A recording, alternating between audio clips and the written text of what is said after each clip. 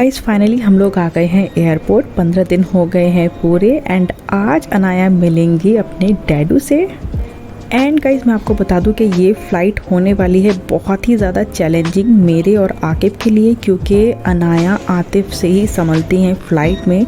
बहुत ऐसी चीज़ें हैं जो आतिफ ही अनाया के लिए करते हैं एंड हम लोग देखेंगे इस वीडियो में कि कैसे हमने अच्छे से अनाया को संभाला या नहीं संभाल पाए। ये सब आपको इस वीडियो में देखने के लिए मिलेगा। फ्रेंड्स पहले जो प्लानिंग थी हमारी ये था कि मुझे अकेले जाना है अनाया को लेके, तो सारा सामान आतिफ कार में ले जाएंगे एंड मुझे सिर्फ अनाया का डायपर बैग एंड उसका स्ट्रॉलर बस यही लेकर आना है एंड अपना हैंड बैग। मुझे लगा कि मैं अकेले नहीं जा पाऊँगी एंड क्योंकि मुंबई जाने के बाद फिर मुझे एक और फ़्लाइट पकड़नी होगी, तो अगर एक फ़्लाइट होती तो चलता, लेकिन कनेक्टिंग फ़्लाइट है तो बहुत ज़्यादा मुश्किल हो जाता है। अब फाइनली मैं और आकिब जा रहे हैं अनाया को लेकर हैदराबाद। वैसे तो ज़्यादातर टाइमिंग जो है वो आतिफ ही संभालती है, तो इस बार हमें कुछ समझ में आ नहीं रहा था, तो हम लोग 1.5 घंटे पहले ही एयरपोर्ट पे आ गए थे एंड इतना हमारे पास फ्री टाइम था कि मैंने सोचा चलो बरेली का एयरपोर्ट देखते हैं क्या क्या है यहाँ पर। तो मैंने एक चीज़ देखी एंड गाइस मैंने देखा कि बेबी केयर रूम इतना अच्छा दे रखा है। काफ़ी बड़े एयरपोर्ट पर भी इतना अच्छा बेबी केयर रूम नहीं है। मे बी ये एयरपोर्ट अभी रिसेंटली बना है तो काफ़ी चीज़ों का ध्यान रखकर बनाया गया होगा। एंड गाइस मैं कितने भी एयरपोर्ट पर जाती हूँ बेबी केयर रूम में हमेशा विज़िट करती हूँ, क्योंकि मुझे अनाया के लिए जाना ही पड़ता है एंड मुझे गोवा के बाद ये वाला बेबी केयर रूम सबसे बेस्ट लगा, क्योंकि गाइस बेबी केयर रूम में बेड होना बहुत ज़्यादा ज़रूरी है।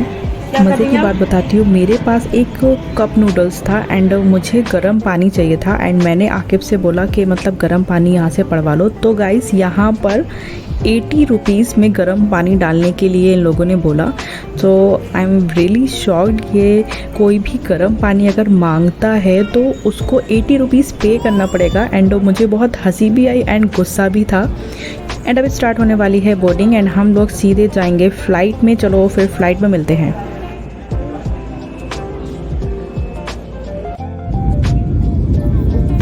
सो फाइनली हम लोग आ गए हैं फ़्लाइट में एंड यहाँ पर अनाया ने किया हमें बहुत ज़्यादा परेशान। पापा पापा पापा पापा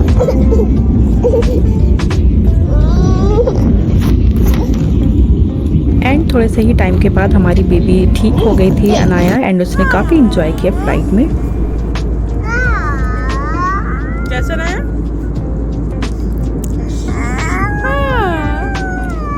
एंड इसके बाद हम लोगों ने खाया डिलीशियस खाना जो कि पुप्पी ने हमारे लिए बनाया था एंड उन्होंने बनाई थी पूरी तुरई एंड भिंडी। हम लोग हमेशा ट्रैवलिंग में वेज ही लेकर जाते हैं एंड वो ख़राब भी नहीं होता है एंड काफ़ी टाइम तक चल जाता है। एंड यहाँ हो गई थी हमारे साथ एक बहुत बड़ी ट्रेजेडी। एयर हॉस्टेस हमारे लिए पानी लेकर आई थी एंड हमारी अनाया इतना ज़्यादा शैतानी कर रही थी कि उन्होंने सीधे ग्लास पर अपना हाथ मारा एंड जो बराबर में अंकल बैठे हुए थे उनके खाने में डायरेक्टली जाके पूरा ग्लास पानी का गिर गया। एंड उसके बाद जो हमारे पास सब्ज़ी बची हुई थी हमने उनको ऑफ़र की एंड अल्हम्दुलिल्लाह हम लोग मुंबई पहुँच चुके हैं। एंड यहाँ हमारी डॉल्स हो रही हैं। फ्रेंड्स नॉर्मली क्या होता है कि एक एयरपोर्ट होता है एंड रूट बता दिए जाते हैं, उसी एयरपोर्ट से दूसरी जगह जाके आपकी कनेक्टिंग फ़्लाइट होती है। लेकिन यहाँ पर क्या हमारे साथ चेंज हुआ फर्स्ट टाइम एंड आतिफ के बिना ये हुआ कि आपको टर्मिनल चेंज करना है। मतलब कि आपको एक एयरपोर्ट से दूसरे एयरपोर्ट जाना है, चाहे तो आप टैक्सी से जा सकते हो या फिर एयरपोर्ट वालों ने एक बस भी प्रोवाइड करवा रखी थी। तो ये सारी चीज़ें जो थी वो इसी ट्रैवलिंग में होनी थी, इसी जर्नी में होनी थी। तो हम लोग बहुत ही ज़्यादा इस टाइम पे परेशान हुए। एंड यहाँ मैं आकिब की हिम्मत की दाद देती हूँ गाइस, बिल्कुल भी चेहरे पर एक भी शिकन नहीं थी। बहुत ही स्माइली फेस रख के उसने ये पूरी जो परेशानी थी उसको सॉल्व किया, साथ दिया, क्योंकि मतलब इस टाइम पे ना बहुत ही ज़्यादा थक गए थे हम लोग, क्योंकि अनाया ने फ़्लाइट में काफ़ी परेशान किया था 1 घंटा एंड लास्ट में वो सोई थी जाकर। एंड एक और बात गाइस, आकिब जो है वो फ़र्स्ट टाइम कनेक्टिंग फ़्लाइट से जा रहा है, मतलब बरेली से फ़र्स्ट टाइम जा रहा है। वैसे वो हमेशा दिल्ली से ही हैदराबाद जाता है। एंड मैं उसको बार बार ये बोल रही थी कि आके कुछ गलत है, मतलब हम लोग एयरपोर्ट में ही जाकर मतलब फ़्लाइट जो पकड़ लेते हैं दूसरी वाली, लेकिन अब हम लोग कहाँ जा रहे हैं? ये तो एयरपोर्ट का मतलब लास्ट है, ये तो हम मेन गेट पर जा रहे हैं। तो आतिफ़ ने आकिब को सब कुछ समझा दिया था एंड वो सिर्फ़ और सिर्फ चीज़ों को पूछता हुआ जा रहा था, कैसे जाना है क्या नहीं। एंड ये रही सामने वो बस। ये वाली चीज़ टफ़ ज़रूर थी, लेकिन एक चीज़ बहुत अच्छी हुई, मुझे इस बहाने मुंबई की सड़कों पर घूमने का मौका मिला। एंड मैं आपको बता दूं कि मैं मुंबई आज तक नहीं आई हूँ एंड मुझे लग रहा था कि थोड़ा सा जो रास्ता है वो और लंबा हो जाए एंड मैं और मुंबई थोड़ा सा घूम लूँ, लेकिन वो लोग शॉर्टकट से लेकर गए थे क्योंकि हमें 1 घंटे बाद फ़्लाइट पकड़नी थी।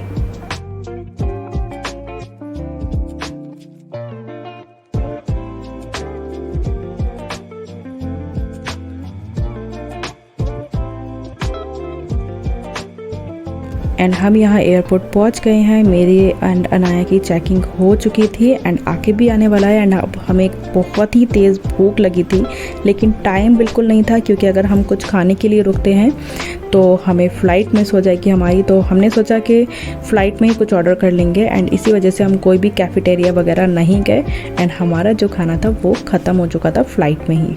सारी चेंजेस होने की वजह से अनाया अच्छे से सो नहीं पा रही थी क्योंकि जब हम लोग को फ़्लाइट से उतरे थे तब वो सो रही थी, लेकिन बस में बैठने के लिए मुझे स्ट्रॉलर बंद करना पड़ा एंड उसकी नींद हो गई ख़राब, तो वो थोड़ा सा चिड़चिड़ा रही थी।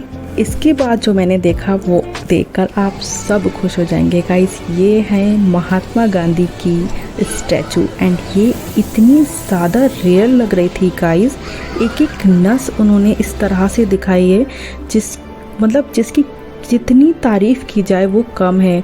मैं कितनी देर तक हम लोगों ने यहाँ शूट किया है, हमने कितनी अच्छी से क्लिप बनाई एंड बहुत ही ज़्यादा अच्छा लग रहा था ये स्टैचू। एंड मुझे बहुत अच्छी फीलिंग आ रही थी कि मतलब ऐसा लग रहा था कि रियल के जो महात्मा गांधी हैं वो हमारे सामने बैठे हुए हैं। इस स्टैचू को देखकर मेरे मन में एक ही बस गीत था, वो गुनगुना रहा था।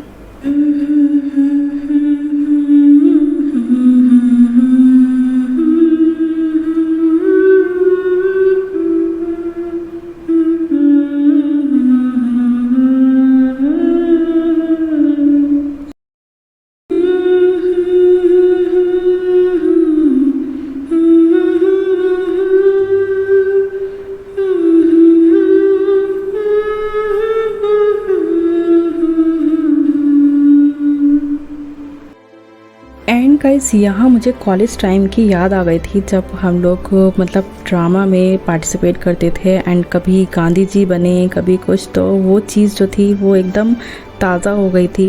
एंड इसी तरह से हम उनकी स्टैचू वगैरह भी बनाया करते थे, तो वो सब मुझे याद आ गया था एंड मैं बहुत ही ज़्यादा मतलब उस टाइम में चली गई थी। एंड मैं बहुत ही ज़्यादा दिल से तारीफ़ करती हूँ उन शख्स की जिन्होंने ये बनाई है स्टैचू एंड सीरियसली ये काबिल तारीफ़ थी, बहुत ही ज़्यादा खूबसूरत बनाई गई है ये। एंड इसके बाद हम लोग गए अपने गेट नंबर 25 पर जहाँ पर हमारा प्लेन था एंड फटाफट से चलते हैं वहाँ।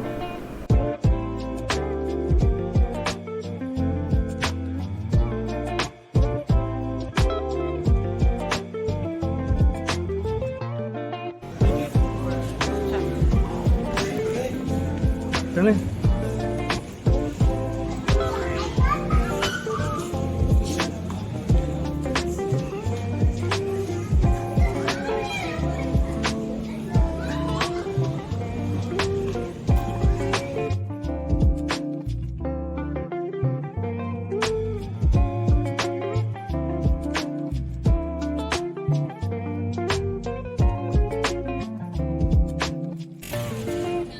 गेट नंबर दे।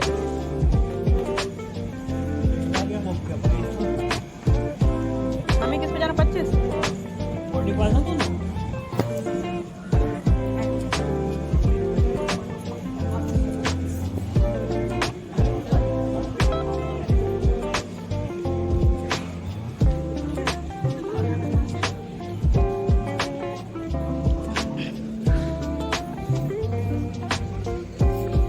क्या है 24।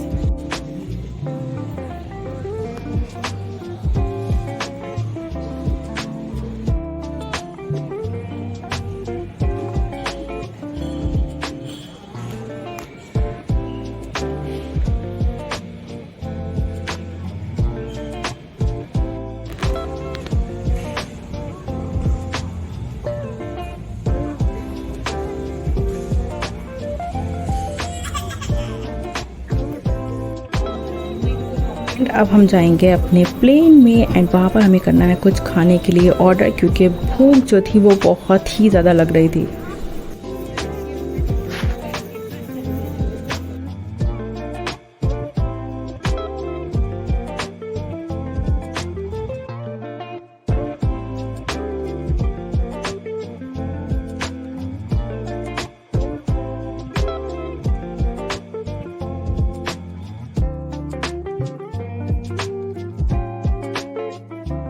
एंड गाइज़ अब आतिफ से मिलने में टाइम रह गया है बहुत ही ज़्यादा कम। हम लोग 1.5 से 2 घंटे में हैदराबाद होंगे इंशाल्लाह एंड बहुत जल्दी अनाया को आतिफ से मिलवाएंगे।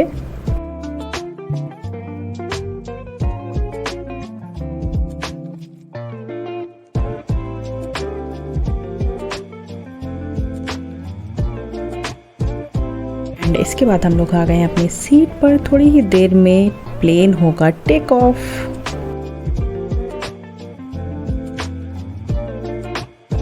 हमारा प्लेन हैदराबाद जाने के लिए उड़ चुका है। उड़ते हैं।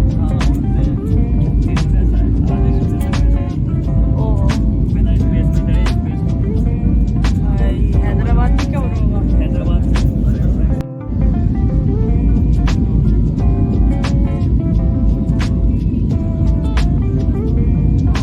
एंड यहाँ पर मौसम बहुत ज़्यादा ख़राब हो रहा था, बहुत ज़्यादा बारिश हो रही थी, बारिश साफ हमें दिख रही थी। एंड मतलब बेल्ट बांधने का अनाउंसमेंट भी हो गया था, तो मैंने सारी दुआएं पढ़ दी थी, क्योंकि गाइस उस वक्त बहुत ज़्यादा डर लगता है। सीरियसली आप कुछ भी नहीं कर सकते हो, सिर्फ आप खुदा को याद कर सकते हो। तो बस हम भी वही कर रहे थे एंड मैंने सफ़र की दुआ एंड मैंने सारी दुआएं पढ़कर अपने ऊपर, आकिब पर और अनाया पर फूंक दी थी। एंड इसी के साथ हम लोग हैदराबाद पहुंच गए हैं। थोड़ी ही देर में होगी लैंडिंग। यहाँ मैंने अनाया को बोला था कि अनाया विंडो में से देखो डैडू नज़र आएंगे, तो वो लगातार रोड देख रहे थे कि शायद डैडू दिखेंगे। तो मैं उसको ऐसे ही मतलब लगाई हुई थी कि बस सेफली लैंडिंग हो जाए, क्योंकि लाइट जो है वो ऑफ हो जाती है एंड उस टाइम अनाया बहुत ज़्यादा डर जाती है।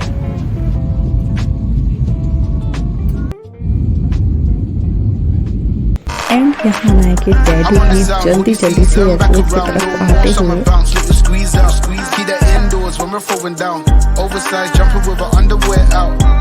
I'm on the sound, hoodie season back around, no more summer bounce, let me squeeze out, see the indoors when we're throwing down, oversized jumper with a and guys ये रहा वो road जिससे आतिफ आ रहे हैं। jumper with a underwear out. I'm on the sound, hoodie season back around, no more summer bounce, let me squeeze out, see the indoors when we're throwing down, oversized jumper with a underwear out.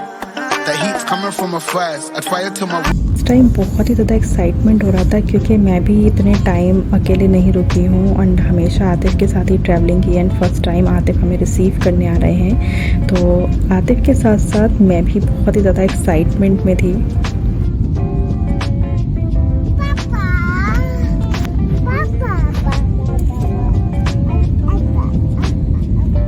And यहाँ अनाया पापा पापा की रट लगाए हुए थी and उसको पता नहीं, मैंने भी कुछ नहीं बोला था, ना आकिब ने कुछ बोला था, वो खुद ब खुद मतलब लैंडिंग हो रही है एंड वो पापा पापा कर रही है। एंड मुझे लगा कि इस चीज़ को रिकॉर्ड करना चाहिए, आतिफ को काफ़ी अच्छा लगेगा, तो इस वीडियो को मैंने रिकॉर्ड किया।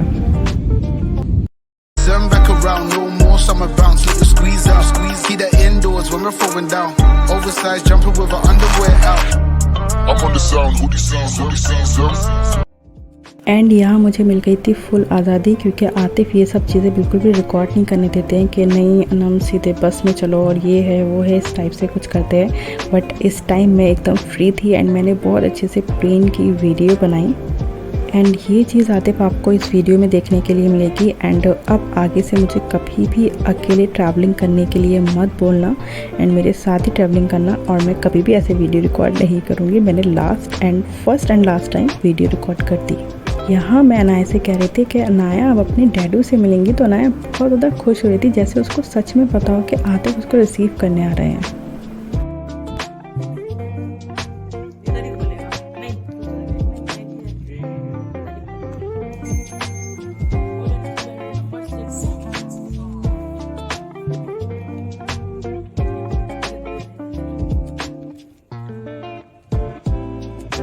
एंड गाइस सीरियसली एयरपोर्ट का ये टाइम जो है लगेज कलेक्ट करना और बहुत लंबा चलना, ये सब मुझे इतना ज़्यादा बुरा लग रहा था। मुझे लग रहा था कि बस जल्दी से मैं आतिफ से मिलूँ और अनाया को आतिफ से मिलवाऊँ, क्योंकि अब बहुत ही ज़्यादा मैं भी थक चुकी थी अनाया को गोदी में लिए क्योंकि स्ट्रॉलर में ये बहुत ज़्यादा कम बैठी थी, फुल टाइम मेरी गोदी में रही एंड बहुत ज़्यादा रो रही थी। तो और भी बच्चा परेशान होता है तो अच्छा नहीं लगता है ख़ुद को ही।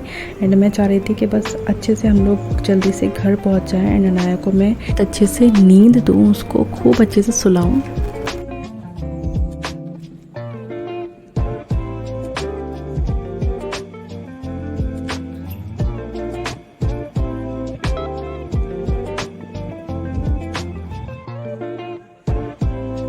एंड गाइज अभी हम लिफ्ट से ऊपर आए हैं एंड अब हमें लिफ्ट से नीचे जाना है। मतलब मैं आकिब से बोल रही थी यार ये सब क्या हो रहा है, और मुझे ऐसा लग रहा है कि एयरपोर्ट और ज़्यादा लंबा हो गया है।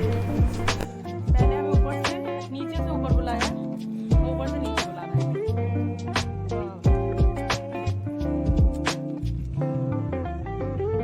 है। एंड यहाँ आतिफ की कॉल आ गई थी कि वो बाहर मेन गेट पर हम लोग का वेट कर रहे हैं, तो जल्दी से आ जाओ। एंड अब तो और भी ज़्यादा एक्साइटमेंट हो रहा था कि बस जल्दी से हमें लगेज मिले एंड हम अपने घर जाएं और आराम करें।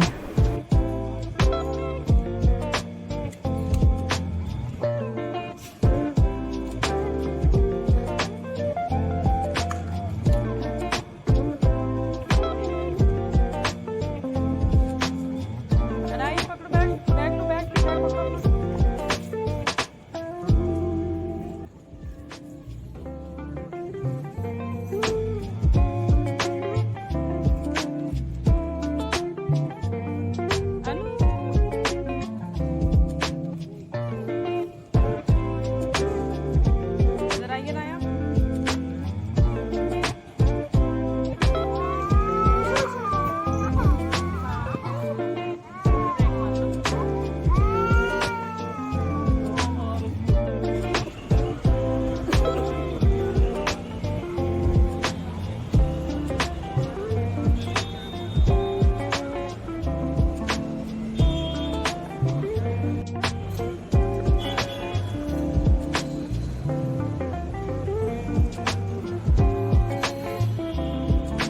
एंड यहाँ अनाया की नज़रें उनके डैडू को ढूंढते हुए।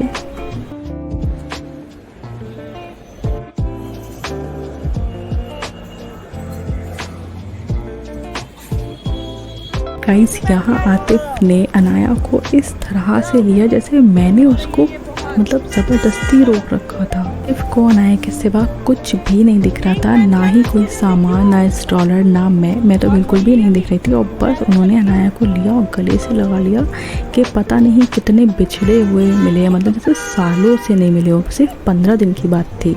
ऐसे गाइस आतिफ ने बोला था मेरे जाने के 2-3 दिन बाद तुम लोग के फ़्लाइट की टिकट कर दूंगा और तुम लोग आ जाना, लेकिन मेरा ही कहना था कि मुझे अभी 2 हफ्ते रुकना है क्योंकि मैं घर नहीं रुकी हूँ, तो हो सकता है उनको इस चीज़ का गुस्सा हो।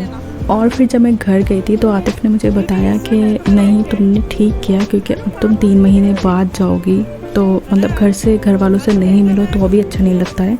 तो इस वजह से मैंने और थोड़ा सा लेट टिकट किए थे, क्योंकि मैंने 18 के लिए बोल दिया था, लेकिन आतिफ ने क्या कि 23 तक आ जाना, ऐसा कुछ नहीं है।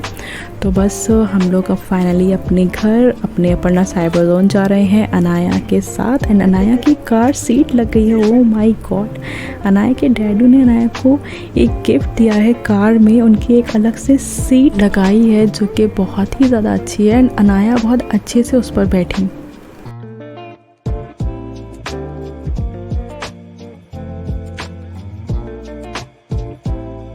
एंड यहाँ आकिब एंड आतिफ की कार को लेकर कुछ बातें चल रही थी जो मेरे सर के ऊपर से जा रही थी। मुझे बिल्कुल भी समझ में नहीं आ रहा था कि कौन कौन से वो इसके फीचर्स बता रहे थे। यहाँ आतिफ ने वो गाय वाला किस्सा भी बताया था कि कैसे गाय सामने आ गई थी। एंड यहाँ जो फीचर है वो एडास वाला, उससे ऑटोमेटिकली ब्रेक लग गए थे, तो बहुत ही ज़्यादा डर लग रहा था जिस तरह से वो मुझे बता रहे थे।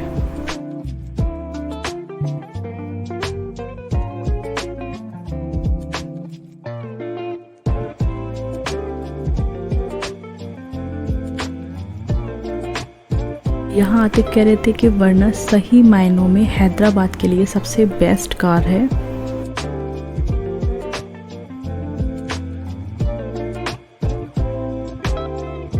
एंड इस कार में कुछ ऐसे फीचर्स हैं जो आतिफ को अपनी कार में चाहिए थे एंड इसी वजह से उन्होंने वर्ना को लिया। एंड इसी के साथ हम लोग बातें करते करते अपने घर यानी कि अपर्णा साइबर जोन पहुंच गए थे।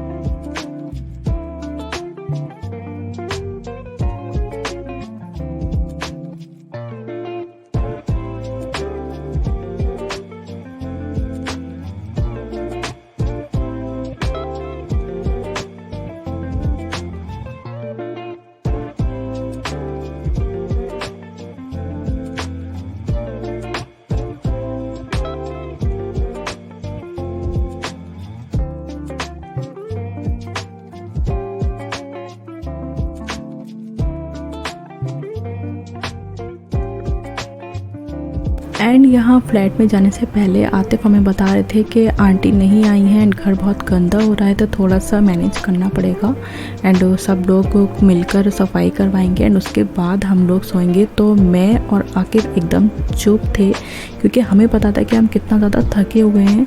सफाई तो दूर की बात है, हम लोग मतलब खुद से पानी पी लें तो ये बहुत बड़ी बात थी एंड बहुत ज़्यादा थके हुए थे एंड मैं भी चुप थी और आकिब भी चुप था।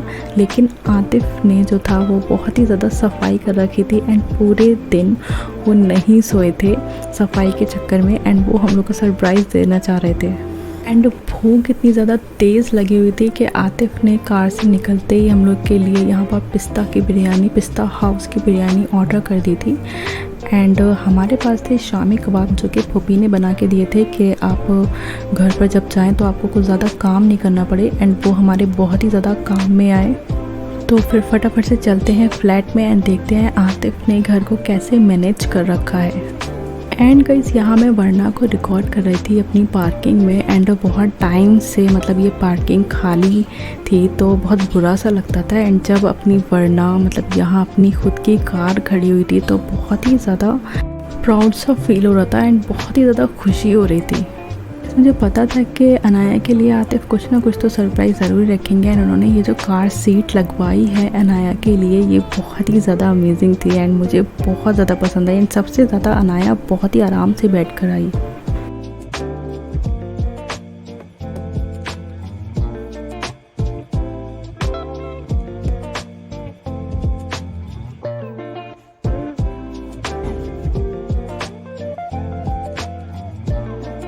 यहाँ अनाया अपने डैडू की गोली से किसी के भी पास नहीं जा रही थी, उनको सिर्फ और सिर्फ डैडू चाहिए थे एंड हम लोग फ्लैट में एंट्री ले रहे हैं एंड जिस टाइम मैंने देखा था घर बहुत ही ज़्यादा साफ़ था एंड हमें आतिफ ने बिल्कुल भी नहीं बताया था। जब हमने खुद आके देखा है तब हमने देखा कि यार कितना ज़्यादा क्लीन कर रखा है इन्होंने। एंड मैंने कहा कि आंटी तो नहीं आई थी, तुम तो कहते कि घर बहुत ज़्यादा गंदा हो रहा है, तो कह रहे नहीं आंटी नहीं आई थी, वो सही बात थी लेकिन ये सारा मैंने खुद साफ़ किया था।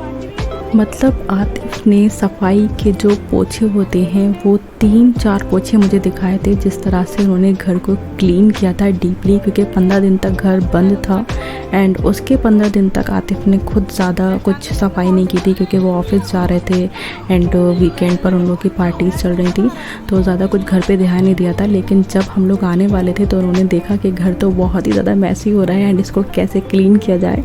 एंड अनाया की वजह से भी उनको और भी ज़्यादा था कि मैं बहुत अच्छे से सफाई कर दूं जिससे अनाया को कोई इन्फेक्शन या कोई प्रॉब्लम नहीं हो। तो बहुत अच्छे से घर की सफाई की थी आतिफ ने, मैं अभी आपको वीडियो में दिखाऊंगी।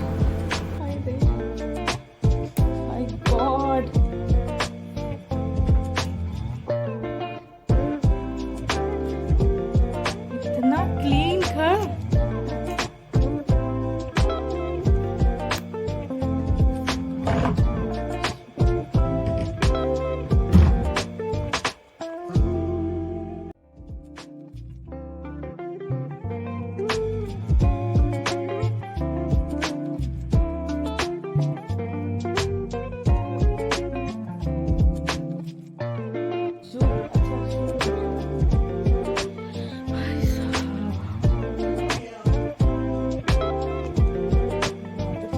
तो बहुत चमका दिया।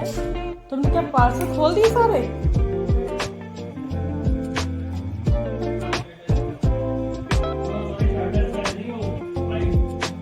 क्या करा तुमने अपने उसके काम? यहाँ आतिफ को पता है कि उनके भाई को किस चीज़ की ज़रूरत पड़ेगी, तो वो उसको समझा रहे थे कि मैंने ये सारी चीज़ें पहले से ही लगा रखी हैं एंड तुम अच्छे से इस चीज़ को यूज़ करो।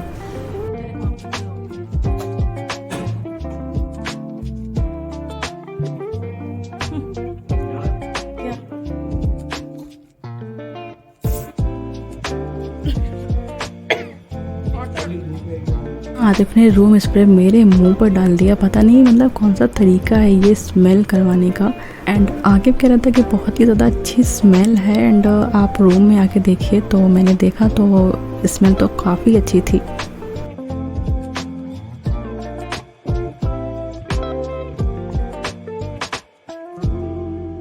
एंड गाइस ये रहा वो सामान जो कार में पापा और माँ ने भेजा था पैक करके। बहुत सारी चीज़ें थी एंड हमारे बर्तन के साथ साथ यहाँ पर अनाया का कुकर भी आया था जो कि बहुत ही छोटू सा था। एंड गाइस आई होप आपको ये वीडियो पसंद आई होगी। वीडियो पसंद आने पर आपको लाइक करना है, शेयर करना अपने फ्रेंड्स में एंड अगर चैनल पर न्यू है तो सब्सक्राइब कर लीजिएगा। यह नेक्स्ट वीडियो में, तब तक के लिए बाय बाय, टेक केयर, अल्लाह हाफिज़।